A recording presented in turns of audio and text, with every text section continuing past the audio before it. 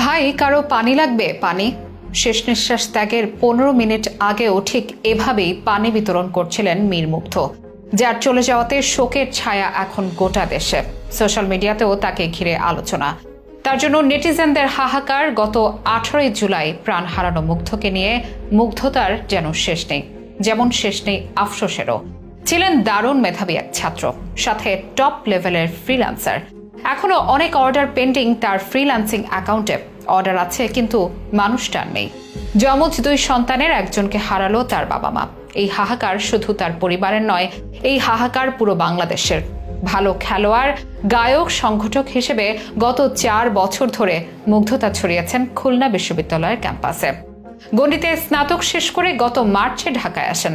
এমবিএতে ভর্তি হন Bangladesh university of প্রফেশনালসে তথা বিউপিতে। বেঁচে থাকলে সে হয়তো দেশের জন্য আরো অনেক কিছুই করতে পারত, কিন্তু সেগুলো এখন সবই অতীত। এই মানুষটি বিদায় নিয়েছে সবার হৃদয় নাড়িয়ে দিয়ে। মীর মুগ্ধকে নিয়ে আরো জানাবো বিশেষ এই প্রতিবেদনে। সোশ্যাল মিডিয়াতে একটি ভিডিও এখন রীতিমতো ভাইরাল, যেখানে দেখা যাচ্ছে ধোঁয়ায় আচ্ছন্ন সড়কে ছোটাছুটি করছেন শিক্ষার্থীরা। এর মধ্যে হাতে পানি ভর্তি বাক্স ও বিস্কুট নিয়ে ছুটছেন একজন ছাত্র, যার নাম মীর মাহফুজুর রহমান মুগ্ধ। তিনি ছাত্রদের ডেকে ডেকে বলছেন, পানি লাগবে কারো? পানি। অনেকেই তার কাছ থেকে পানি পান করছেন। তিনি নিজেও ছিলেন বেশ অস্বস্তিতেই। বেশ কয়েকবার করে চোখ মুছতেও দেখা যায় মুগ্ধকে। তবুও তিনি ছুটে চলেন পানির বোতল হাতে। আর এই ঘটনার কিছু সময় পরেই তিনি বিদায় নেন পৃথিবী থেকে। মীর মুগ্ধর অকালেই প্রাণ হারানোতে শোকের ছায়া নেমে এসেছে তার পরিবার, ভার্সিটির ক্যাম্পাস থেকে গোটা দেশে। তার চলে যাওয়ার পর তার নানা কীর্তি ও মুগ্ধতার গল্প আসছে প্রকাশ্যে। জানা যায় মুগ্ধর গ্রামের বাড়ি ব্রাহ্মণবাড়িয়ায়। জন্ম 1998 সালে উত্তরায়। উত্তরার ইসলামিক এডুকেশন সোসাইটিতে প্রাথমিক এবং Uttara high school and college থেকে এইচএসসি সম্পন্ন করেন। 2019 সালে ভর্তি হন খুলনা বিশ্ববিদ্যালয়ে। সেখানে 19 ব্যাচের শিক্ষার্থী ছিলেন তিনি। পড়াশোনায় মেধাবী ছিলেন, সাথে ছিলেন ভালো খেলোয়াড় ও সংগঠক। এমনকি গানের গলাও ছিল সুরেলো। গায়ক হিসেবেও গত 4 বছর ধরে মুগ্ধতা ছড়িয়েছেন ক্যাম্পাসে। বিশ্ববিদ্যালয়ের সবচেয়ে বড় অনুষ্ঠান শিক্ষা সমাপনী 2023-এর কনভেনার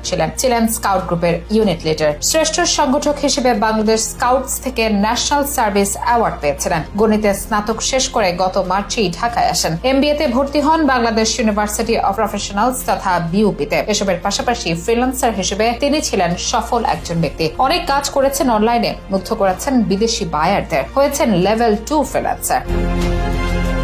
এখনো তার প্রোফাইলে বেশ কিছু অর্ডার পেন্ডিং। হয়তো কাজ ডেলিভারি না পেয়ে বাইরেরা রাগ করে মনস্টার দিয়ে চলে যাবে। অনেকে জানবেই না মানুষটা নেই। তার ফেসবুক অ্যাকাউন্ট নিয়ে চর্চা হবে। তার পানি লাগবে ফুটেজটি দেখে অনেকের চোখেই পানি আসবে, কিন্তু মীর মুগ্ধ আর ফিরে আসবে না। তার একটি যমজ ভাইও আছে। হয়তো তার চেহারাটা যতবার দেখবে তার পরিবার মনে করবে মুগ্ধকে, হাহাকার করবে। তবে মুগ্ধ আর ফিরে আসবে না। এই ক্ষতি শুধু তার পরিবারের নয়, গোটা দেশের। বাংলাদেশ হারিয়ে ফেললো এক মেধাবী সন্তান, যে বেঁচে থাকলে হয়তো দেশের জন্য বড় ধরনের কোনো কাজ করত, দেশের অর্থনীতিতে অবদান রাখত। তবে সবটাই এখন অতীত। সেসব সম্ভাবনার অপমৃত্যু। 3 ভাইয়ের মধ্যে মীর মাহবুবুর রহমান স্নিগ্ধ ও চলে যাওয়া মীর মাহফুজুর মুগ্ধ ছিলেন যমজ। ভাইয়ের বিদায়ের শোকে যমজ ভাই স্নিগ্ধ বলেন, আমাদের 3 ভাইয়ের মধ্যে মায়ের সবচেয়ে বেশি খেয়াল রাখত মুগ্ধ।